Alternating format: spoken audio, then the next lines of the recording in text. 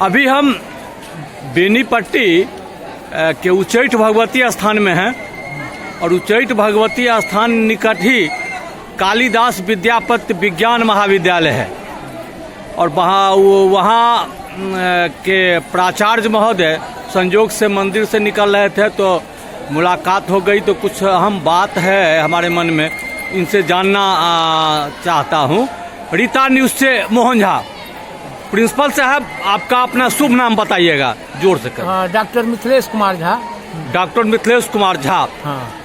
झा जी, एक बात बताइएगा कि केवीएस कॉलेज बड़ी महान लोगों के नाम पर स्थापित किया गया है और जो स्थापित करता है वे लोग भी महान थे। जो इस देहात में क्षेत्र में साधारण गांव में इतना बड़ा महाविद्यालय का स्थापना किया। पता चला है कि यहाँ कॉमर्स की पढ़ाई नहीं होती है। हाँ, नहीं है पढ़ाई। कॉमर्स की पढ़ाई क्यों नहीं हो रही है? यहाँ जो भी वर्षों से जो कॉलेज चल रहा है तब से जो भी प्राचार्य थे वो या तो प्रयास नहीं किए होंगे उसके एफिलिएशन के लिए जी, या शुरू से था ही नहीं तो बीच में प्रयास किया जाता जी। तो यहाँ से नहीं लिखा गया था जी। अब हम आए हैं, हमको 1 साल हुआ है यहाँ जी, तो हम प्रयास कर रहे हैं कि यहाँ कॉमर्स की पढ़ाई हो। आज यदि टीचर हमको उपलब्ध हो जाएंगे, कुछ संख्या बढ़ जाएगी। कुछ विषय में टीचर भी नहीं है यहाँ जी। तो मैंने पहले हमको कॉमर्स के बारे में बताइए। कॉमर्स की पढ़ाई यहाँ नहीं हो रही है? अभी नहीं हो रही है। कॉमर्स के पढ़ाई के लिए आपने आवेदन यूनिवर्सिटी में दिया है? तो उस पर अभी तक कोई कार्रवाई नहीं हुई है? और आपने स्थानीय जो जनप्रतिनिधि है, विधायक है या सांसद है, इस पर वे लोग कभी इस पर चर्चा किए कि नहीं? नहीं, कभी नहीं किए। कभी नहीं किए। अच्छा, ये दूसरी तरफ हम चलते हैं। साइंस की पढ़ाई होती है? हाँ, साइंस की पढ़ाई। तो साइंस के पढ़ाई में इंटर तक ही है कि ग्रेजुएट तक है? तो इंटर और ग्रेजुएट में शिक्षकों की कमी है क्या? हाँ, शिक्षकों की कमी है यहाँ। साइंस में, मैथ में एक टीचर हैं। अच्छा। हाँ, फिजिक्स में एक अतिथि शिक्षक हैं। अच्छा। और केमिस्ट्री में एक अतिथि शिक्षक हैं। बॉटनी जियोलॉजी में कोई शिक्षक नहीं है। तो तब फिर उसकी पढ़ाई कैसे होती होगी? बॉटनी जियोलॉजी की यहाँ जो बिहार की स्थिति है अभी पढ़ाई की, कॉलेज विद्यार्थी तो आते हैं, स्टूडेंट आते हैं, किसी तरह हम लोग मैनेज करते हैं उसका।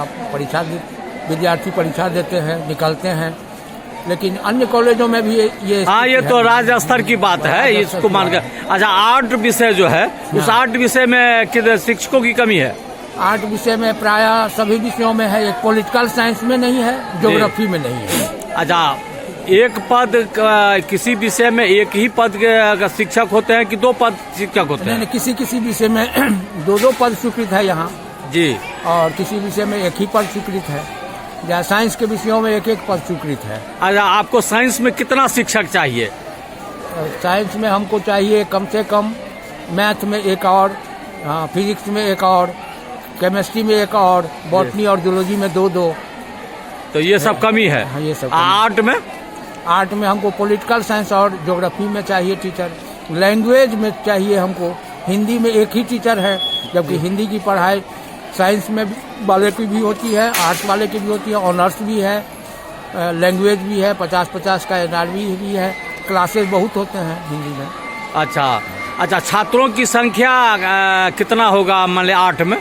छात्रों की संख्या तो बहुत है यहाँ। जैसे अभी डिग्री 1 का एडमिशन हुआ है तो करीब 1400 आर्ट्स में, डिग्री 1 में जी, ऑनर्स में, और 200 लगभग साइंस में हुआ है।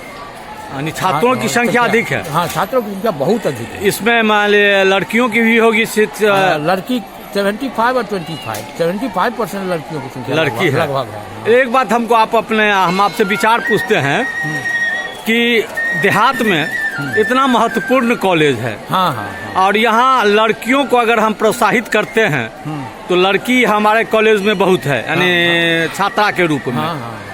अगर आती हैं वो तो उसके लिए कोई लाइब्रेरी है कि नहीं? हाँ, लाइब्रेरी है। लाइब्रेरी है, बहुत बढ़िया लाइब्रेरी है। और उसके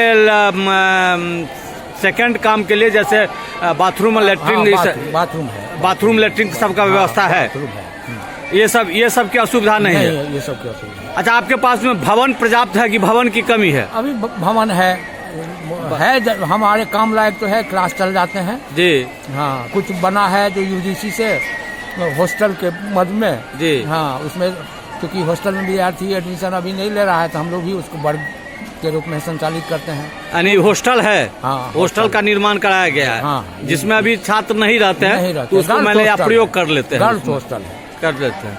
अच्छा, आप हमारे माध्यम से जी राज्य सरकार को और मिथिला यूनिवर्सिटी को एक संदेश दें कि जो आपकी क्षति, जो आपका कमी है उसको पूर्ति करे। हम अपने माध्यम से चाहेंगे कि उनको चला जाए। हाँ हाँ, मैं यहाँ कॉलेज में एक कमी है कि कुछ हमको भवन चाहिए, जिसके लिए फंड हमको चाहिए, और शिक्षकों की कमी है। जी। शिक्षक, हाँ, शिक्षक नियमित शिक्षक हो तो हो, नहीं तो अतिथि शिक्षक जो अभी या संविदा पर जो आते हैं वो शिक्षक यहाँ ज्योग्राफी में जैसे नहीं है, पॉलिटिकल साइंस में नहीं है, तो शिक्षक की कमी है। कॉमर्स की पढ़ाई यहाँ हो जाए, यदि शिक्षक यदि बढ़ जाएंगे तो हम पीजी के लिए, एमए की पढ़ाई के लिए भी यहाँ आवेदन करेंगे।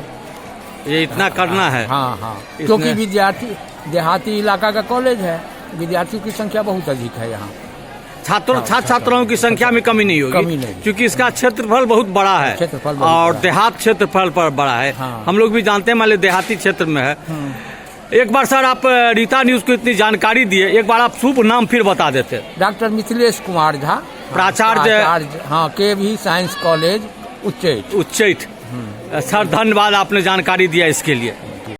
प्राचार्य महोदय, एक बात सुने हैं हाँ। कि जो इस कॉलेज का स्थापना किया स्वर्गीय भोगेंद्र बाबू, सांसद भोगेंद्र बाबू, उनकी प्रतिमा का अनावरण होना था, क्या हुआ उसमें? हाँ, उसमें प्रतिमा उनका बन करके रखा हुआ है, चूँकि उसमें तकनीकी गड़बड़ी हो गई थी कि विश्वविद्यालय से कोई आदेश, पूर्व आदेश नहीं लिया गया था।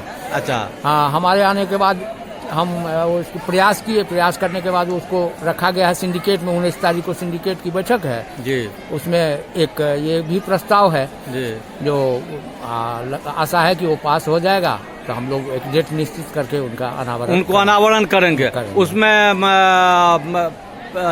मिथिला विश्वविद्यालय के कोई बड़े पदाधिकारी ने कोई आके उसका करेंगे, प्रयास करेंगे जो कुलपति महोदय आवे। हाँ, वैसे हम प्रयास करेंगे कि गवर्नर को भी हम आमंत्रित करें, और ऐसे महान कार्य में गवर्नर साहब भी आ सकते हैं। अगर उनको यह सूचना मिले और ढंग से कन्विंस किया जाए तो गवर्नर साहब आ सकते हैं। ठीक है सर, इसके लिए आपको